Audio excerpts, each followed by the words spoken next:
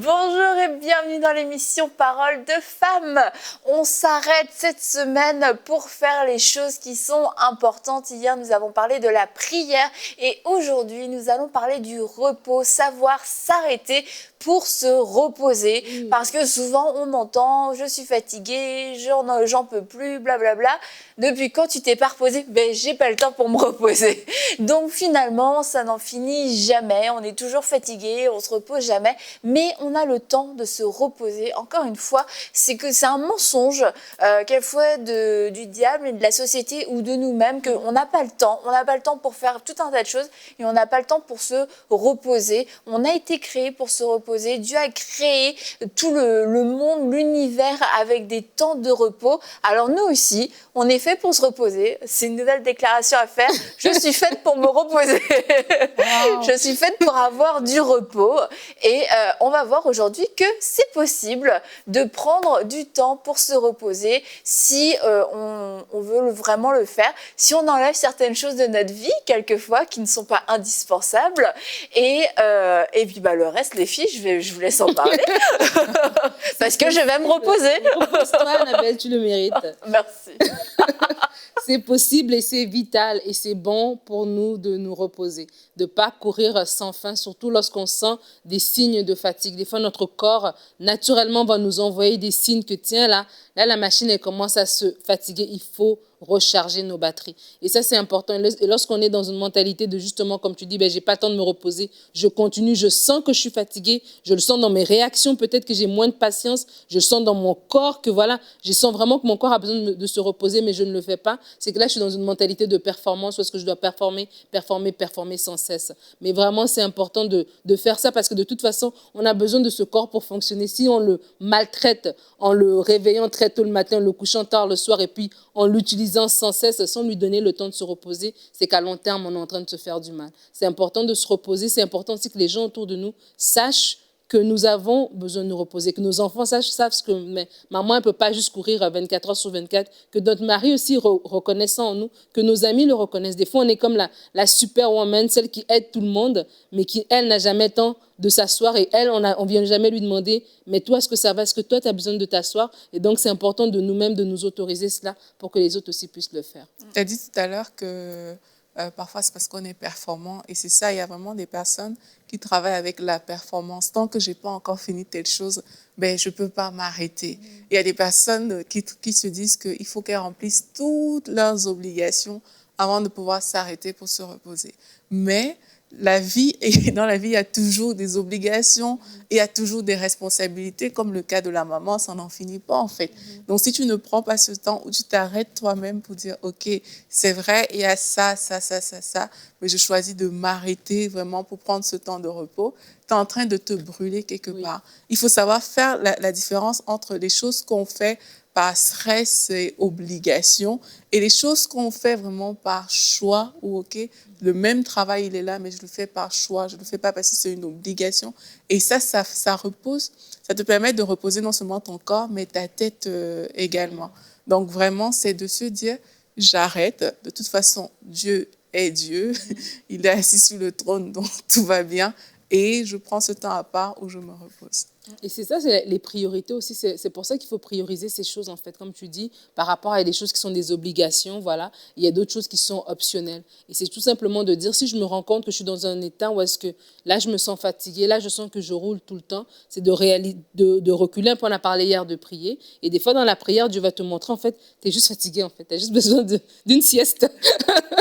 Tu as juste besoin de te reposer. Et c'est de dire, ben, je regarde dans mon horaire, je regarde dans ce que je fais, que je priorise tellement. Est-ce que tout ça, c'est prioritaire? Est-ce que j'ai vraiment besoin d'aller à ce truc ou à cet événement-là? Et là, tu vas te rendre compte que, tiens, non, ça, je peux le faire sauter. Et vraiment, j'ai envie de dire aux gens, des fois, on peut vraiment avoir l'impression qu'on passe devant des opportunités, entre guillemets.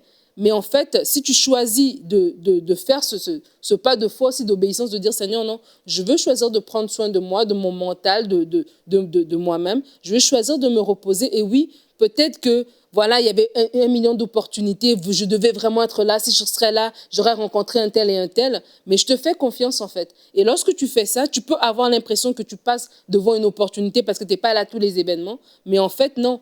tu vas voir que plus tard, cet événement va revenir à l'agenda. Plus tard, on va te rappeler. Mais au moins, toi, tu as choisi la bonne part, entre guillemets, comme un peu Marie l'avait fait, de s'asseoir au pied du Seigneur. Tu as choisi la bonne part. Tu as choisi d'honorer Dieu. Tu as choisi d'honorer le corps que Dieu t'a donné. Tu as choisi d'honorer la famille que Dieu t'a donnée parce que tu n'es pas hyper fatigué pour eux, etc.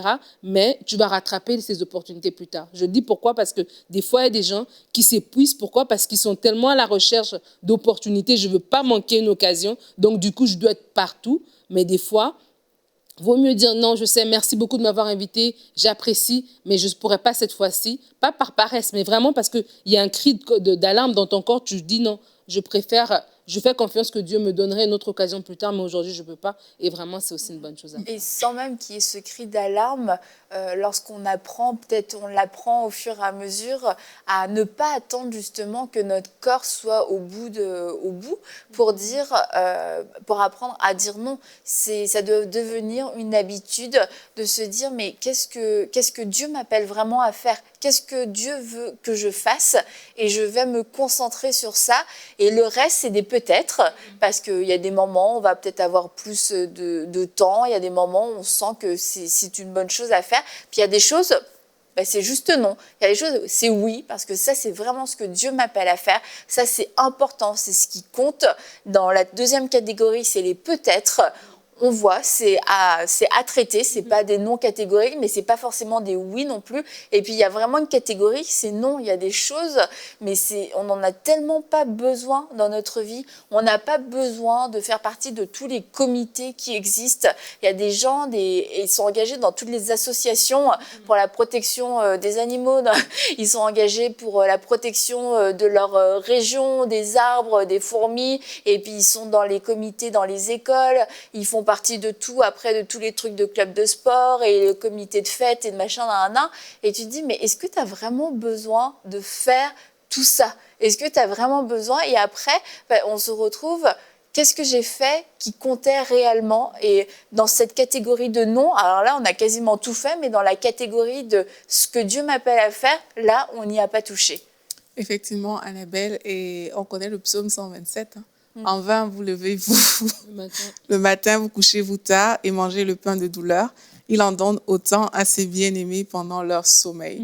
Ça veut dire que toutes les activités auxquelles tu peux te livrer, mais il y a un secret ici. Dieu te dit qu'il y a des choses qu'il te donne pendant que tu te reposes, pendant que tu t'es juste arrêté et que tu es en train de dormir. Mais Dieu, en fait, il choisit de te donner ces choses-là. Et c'est vraiment important de réaliser que Dieu, il a tout ce dont on a besoin. C'est ça aussi qui permet de filtrer les priorités. Il y a des personnes qui s'engagent justement dans plusieurs choses juste parce qu'elles ne savent pas dire non. Et elles ne savent pas dire ce non qui va faire que je ne veux pas faire cette chose-là. Mais quand tu sais vraiment que tu reçois tout de Dieu, c'est lui qui te donne. Tu n'as pas besoin en fait de trimer, de tellement manger le pain de douleur. Tu n'as pas besoin de ça. Et ici, le mot, vraiment, c'est pain de douleur. Hein. Ça veut dire que des activités auxquelles tu te livres sans cesse, tu ne fais que faire ça, tu travailles, tu es performant, tu vas à gauche, tu vas à droite. C'est du pain de douleur. Je ne suis pas en train de dire qu'elles sont forcément négatives, mais il y a ce qu'on appelle le pain de douleur. Et en tant qu'enfant de Dieu, on n'est pas obligé vraiment de manger de ce pain-là. On n'est pas obligé parce qu'on a un Père qui est dans le ciel, qui nous donne les choses, alors qu'on choisit de ne pas manger ce pain-là, mais vraiment de nous reposer en lui. Et c'est ça l'attitude à avoir, c'est de dire, OK, ça ne veut pas dire que demain, je quitte mon travail et j'arrête de faire tout ce que je fais, mais je sais que mon repos... On est fini du pain de douleur. Mon repos est en Dieu. Et parce que mon repos est en Dieu, comme tu as dit, Annabelle, il me donnera mes priorités. Je saurai comment agir sur cette base-là et ça va m'éviter justement de faire tout et n'importe quoi à la fois. Une chose qui peut vraiment aider, c'est comme je l'ai dit en début d'émission, mais c'est de comprendre que Dieu veut que je me repose. Ça fait partie de la volonté de Dieu, ça fait partie du plan de Dieu. Parce que si on a comme des espèces de préjugés sur Dieu, il veut que je performe, il veut jamais que je dorme, Dieu qui ne dort ni ne sommeille. Non, il nous dit à nous, moi je dors pas, mais toi dors, parce que pendant que tu dors, je vais pouvoir aussi, je suis en train de fournir. Et en fait, quand on se dit, oh ben Dieu veut que je me repose, déjà pour certains, ça peut enlever beaucoup de pression. C'est ce que Dieu veut. Je suis pas en train de pécher en fait. Quand je dors, je suis pas en train de pécher. Quand je suis en train de faire une sieste, je suis pas en train de pécher. Et la sieste, par exemple, je trouve que la sieste, c'est un très bon exemple. Tu fais des micro-siestes, des petites siestes 15 minutes. Et en fait, il y a des gens, ils se disent, non, j'ai pas le temps de faire une sieste, j'ai pas le temps de prendre 15 minutes, mais c'est 15 minutes qui font qu'après, tout le reste de ta journée, tu es en forme, tu es productif. Mais 15 minutes, non, tu as l'impression que tu as perdu ton temps, que tu es un vieux, que tu es paresseux ou je sais pas quoi. Alors que peut-être que finalement, et attendez, blablabla, j'ai besoin de faire une sieste. Hein. Après l'émission, si tu fais pas ta sieste parce que tu veux pas perdre tes 15 minutes, gaffe que tu n'accomplis rien en fait le reste de ta journée. Tu es juste en train de te traîner, tu es fatigué, tu n'as pas les idées claires comme ça peut m'arriver en ce moment. Donc, je vais aller faire une sieste. Et si tu dis, je vais faire une micro-sieste et finalement, tu te réveilles 3 heures plus tard. Mais non, il faut mettre son réveil. Ou le lendemain. Le lendemain. Mais parce que des fois, on est vraiment fatigué aussi. Le dimanche après-midi, tu reviens, tu dis, je vais juste dormir un peu. Puis après, tu te réveilles à 19h. Faut mettre un réveil. C'est ça le truc. C'est ça le truc.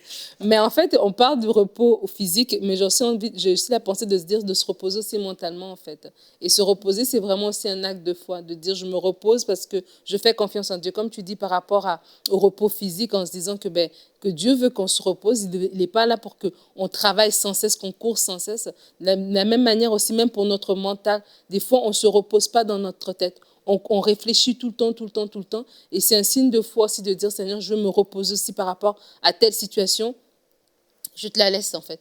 Pour moi, c'est un dossier qui a été passé à l'étape supérieure. Ce n'est plus sur ma table, ce dossier est maintenant sur ta table. Et ça, c'est aussi un acte de foi aussi. Des fois, en tant qu'humain, on n'est pas fatigué parce qu'on fait des choses physiques, mais on est épuisé. On est épuisé dans notre tête, en fait. Et pourtant, la personne, quand tu regardes son horaire, peut-être te dit, j'ai pas fait grand-chose aujourd'hui, mais je me sens épuisé. Ça, c'est parce que dans notre tête, ça roule sans arrêt. Et c'est aussi de dire, savoir se reposer, c'est physique, mais c'est aussi mental. Effectivement. D'ailleurs, dans la version Sema, par rapport à ce que tu dis, dans Genèse 2, on dit, au 7e jour, Dieu avait achevé tout ce qu'il avait créé. Alors, il se reposa en ce jour-là de toutes les œuvres qu'il avait accomplies. Il bénit le 7e jour. Il en fit un jour qui lui est réservé, car en ce jour-là, il se reposa de toute l'œuvre de la création qu'il avait accomplie. Et là, on voit que Dieu a béni le 7e jour, mais il a fait aussi de ce jour un jour qui lui est réservé. Donc, un jour pour le Seigneur. Un jour où nous, on peut prendre... Quand je dis un jour, tu n'es pas obligé de prendre le 7e jour, là. Mais c'est une façon de dire, il y a un temps où on sait qu'on doit se reposer dans le Seigneur. Maintenant, tu parlais du mental. Quand on ne prend pas ce temps de repos, notre mental est affecté aussi, parce que la Bible nous dit dans le psaume 23 que l'Éternel est mon berger, je ne manquerai de rien. Et on dit qu'il me donne même du repos dans les verts pâturages. Et ce repos-là, on dit aussi, me conduit vers des eaux paisibles. C'est cette paix, parfois, qu'on a besoin au niveau du mental. La paix de Dieu qui fait que là où les pensées avaient tendance à tourner, là où, à cause d'une situation, ça tourne, tu as besoin d'aller dans un endroit paisible. Tu as besoin d'aller te reposer dans les verts pâturages de Dieu. Tu as besoin de cette présence-là. Et Dieu lui-même a marqué un temps d'arrêt. Il a marqué un jour comme qui lui est réservé. Ça veut dire qu'il veut que tu prennes un temps qui lui est réservé parce que dans ce temps-là, tu trouves la paix dans ton mental et la paix en général, en fait, dans toute ta vie. Donc, c'est vraiment hyper important de savoir prendre ces temps où vraiment je viens me reposer dans la présence de Dieu. Là, on dit savoir s'arrêter pour se reposer. C'est vrai, on va se coucher, on va dormir, on va faire la sieste, mais on peut aussi se reposer vraiment dans la présence de Dieu. Et ça fait une différence au niveau de la tête. Là où une sieste pourrait faire une différence sur ton corps, mais le repos en Dieu, ça va beaucoup t'aider au niveau de ta tête. Bon, je vais vous raconter une histoire de sieste encore. Non, en plus, j'en fais pas souvent. J'aimerais en faire plus parce que je suis sûre que ça me ferait du bien. Et pendant longtemps, en plus, j'ai cru que non, moi, je peux pas faire de sieste parce que je m'endors pas. Tu parles, 2 minutes, j'ai disparu. Et je suis rentrée chez moi il y a pas si longtemps que ça. Et j'étais fatiguée et j'avais encore toute une soirée. Et je me suis dit, faut vraiment que je dorme. Je me dis, mais si je pose le pad, si je rentre dans ma maison, c'est fichu parce que j'ai trop de choses à faire. Et là, dans l'allée de ma maison, devant ma maison. Oh, belle. J'ai allongé mon siège. Je me suis dit, je vais jamais m'endormir, c'est n'importe quoi, mais je sais pas. Mais bon, je me suis vraiment endormie hyper profondément. Et en fait, Jérémy est arrivé, il s'est garé à côté. Il s'est garé à côté, là, le bruit de la voiture m'a réveillée. Il dit, tu fais quoi? Et alors, si on prend les transports en commun, si on peut s'arrêter, si avant de rentrer dans sa maison, quelquefois, on peut avoir quelques minutes pour décompresser. Et parce que quelquefois, on rentre chez nous, on enchaîne entre deux trucs, on finit le travail, on rentre dans notre maison, et puis on sait, après tout s'enchaîne, et finalement, toute la journée, les journées passent, et il n'y a jamais aucun temps de repos. Et le repos ne viendra pas forcément à nous. Il faut savoir saisir ces moments, ces petites transitions dans la journée où on peut dire, je peux transformer cette transition dans un moment de repos. Je peux décider de dormir devant chez moi en espérant que mon voisin n'arrive pas. Mais je me suis dit vraiment... Tu peux décider de dormir juste dans ton lit, Anna. Non, parce que si je rentrais chez moi, je savais que de ma porte jusqu'à mon lit, il allait avoir trop de sollicitations et que ça allait repartir. Donc j'ai fait ça, j'ai trouvé que c'était un peu bizarre, mais très intelligent au final. Donc si ça peut vous aider... Mais tu sais ce que tu dis, en fait, je dis, ça me fait penser que ces petits moments-là, il faut les prendre et selon notre personnalité aussi, des choses qui nous font reposer. Bon, moi, j'aime bien prendre un bain, mais j'ai vu que c'était ni toi ni Aurélie, vous étiez trop forte là-dessus. Oh, toi, t'aimes bien ça? Non, elle n'aime pas. Dans certaines conditions. Mais tu vois, prendre une marche, il y a des choses en fait qu'on peut faire selon notre personnalité qui vont nous reposer, tu vois. Moi, sortir, marcher, franchement, moi, ça me fait du bien, mais peut-être d'une autre personne, ce ne sera pas le cas. Donc, c'est de dire aussi de trouver qu'est-ce qui marche pour toi. Et quand tu parles, par exemple, de l'épisode... Quand tu parles de l'épisode de la voiture, moi, je sais que quand je travaillais, avant, je travaillais en ville, j'avais énormément de trafic.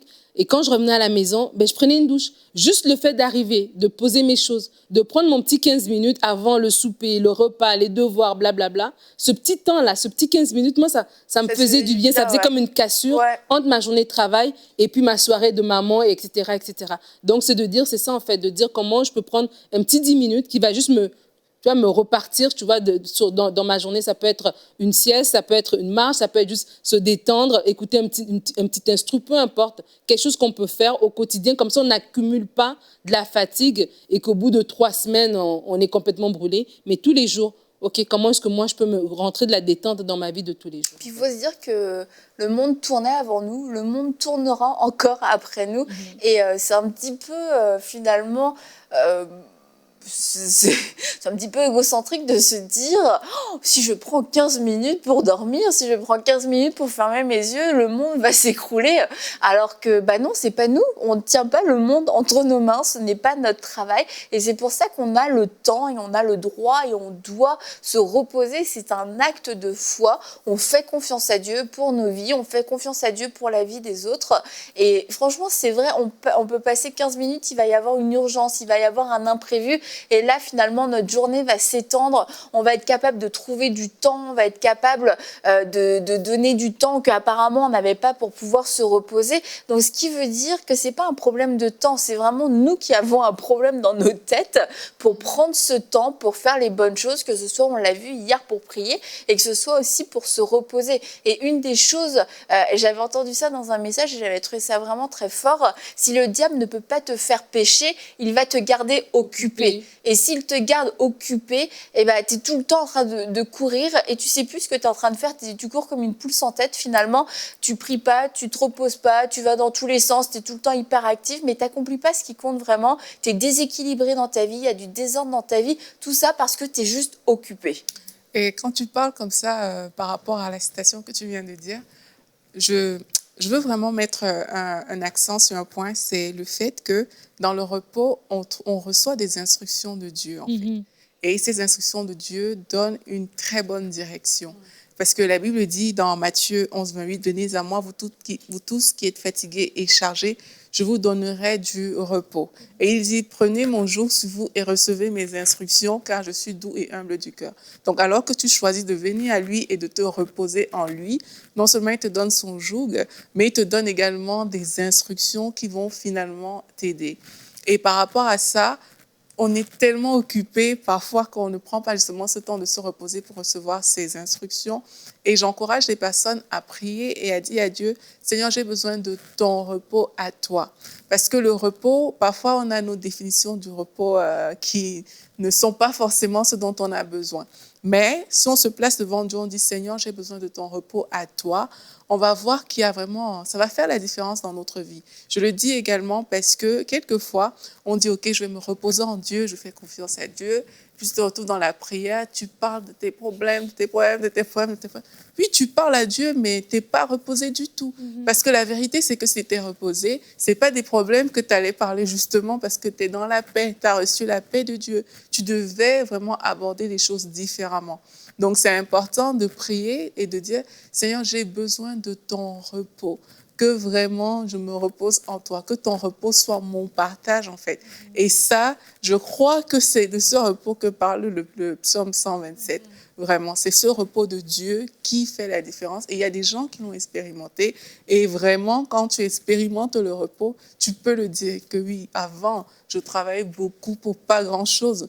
Mais il m'a suffi d'une parole de Dieu. Et là, ça a entraîné des choses vraiment plus extraordinaires.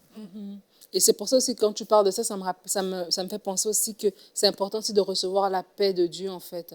Quand on parle de se reposer, quand tu parles, par exemple, d'avoir le repos de Dieu, c'est aussi d'avoir sa paix. Alors, dans la prière, on a parlé hier de l'importance de s'arrêter pour prier. Et s'arrêter pour se reposer, c'est également se dire, Seigneur, je veux recevoir ta paix. Peut-être que la situation n'a pas foncièrement changé du jour au lendemain, mais n'empêche que la paix de Dieu est venue. Cette paix de Dieu va me donner un repos dans mes pensées, un repos dans mes émotions. En fait, ça va me fortifier en fait pour aller pour le lendemain. Et ça, c'est hyper important en tant qu'enfant de Dieu de développer ce côté-là aussi, de reposer nos pensées. Des fois, on s'inquiète par rapport au lendemain. On réfléchit déjà par rapport à demain alors qu'on n'a même pas fini la journée d'aujourd'hui. De dire, Seigneur, aussi, je veux développer un cœur qui est reconnaissant. Reconnaissant par rapport à ce que tu me donnes, la gratitude, le contentement, c'est toutes des choses qu'on doit développer pour pouvoir nous reposer. Si on n'est pas dans la gratitude, si on n'est pas dans le contentement, ça va être difficile aussi pour nous de nous reposer parce que on n'est jamais arrivé en fait, on sera éternellement insatisfait. Mais lorsqu'on est dans la gratitude, dans le contentement, ça aussi, ça va nous aider. Donc, comme Aurélie le dit, lorsqu'on change nos sujets de prière, au lieu d'être des sujets où tu as parlé de ton problème, oui, Dieu est déjà au courant, tu lui as parlé certes, mais après, même dans ta prière, mets de la louange, chante les grandeurs de Dieu, chante la bonté de Dieu, chante l'amour de Dieu. Et puis ça aussi, ça va t'aider à justement à accepter ce repos, à le vivre bien, à sortir du repos, reposer. Et non sortir du repos, voilà, toujours dans le même état d'esprit. Si tu es dans le même état d'esprit quand tu es rentré que quand tu es sorti, ben c'est que tu t'es pas vraiment reposé. Et en plus, on perd tellement plus de temps quand on finit en burn-out, quand on craque. On se dit, bah non, j'avais pas le temps de prendre une journée par semaine, j'avais pas le temps de faire des nuits de plus de 4 heures. Et au final, quand ton corps s'arrête, quand ton âme est au bout du bout et que pendant 6 mois, tu peux pas te lever de ton lit, tu te dis, est-ce que ça en valait la peine? Est-ce que vraiment, tu vois, j'ai gagné quelque chose? Et dans cette quête du temps, dans cette quête de productivité, oui, on a l'impression que peut-être pendant un certain temps, même quelquefois plusieurs années, on y va. Et puis, on se rend compte, 40 ans, fatigué, comme si on avait vécu 80 ans, mais tu te dis, mais il te reste encore tellement d'années à vivre, et juste parce que tu as passé 20 ans où tu n'as pas pris du tout soin de ton corps, où tu n'as pas pris soin non plus de tes pensées, tu t'es pas pleinement confié en Dieu, bah, tu vas passer encore 80 ans, mais 80 ans à la moitié de ton potentiel parce que tu es trop fatigué. Et c'est de se dire, il faut que je vois aussi à long terme. Aujourd'hui, oui, c'est sûr, j'ai de la vigueur et tout ça. Pourquoi est-ce que je m'arrêterais? Mais parce qu'en fait, la course est longue et que la vie, c'est pas juste un sprint. Il y a des moments de sprint, il y a des moments où on va se dépasser, il y a des moments où on va vraiment déployer un effort extraordinaire. Mais si on considère toute notre vie, bah, c'est un marathon en fait. Et il va falloir, il faut ménager, pas forcément économiser, mais en tout cas, il faut ménager et il faut répartir l'activité, il faut répartir l'énergie, parce que sinon, comment est-ce qu'on va me retrouver à la fin de ma course? Moi, je veux courir jusqu'au bout de ma course et je veux être dans 20 ans plus en forme que je le suis aujourd'hui. Moi, quand je me vois plus tard, j'ai plein de plans pour moi dans ma vieillesse. À 80 ans, ben, je ne vous dirai pas, mais en tout cas, vous le verrez de vous-même. C'est tellement important de réfléchir avec le long terme, comme tu dis, Annabelle, et vraiment de réaliser, en fait. Parce que quand on est jeune, parfois, on ne le voit pas tout simplement. Mais c'est interpellant et ça donne de réaliser et surtout de ne pas réfléchir avec les obligations. Parce que c'est réfléchir avec les obligations te laisse là dans le présent.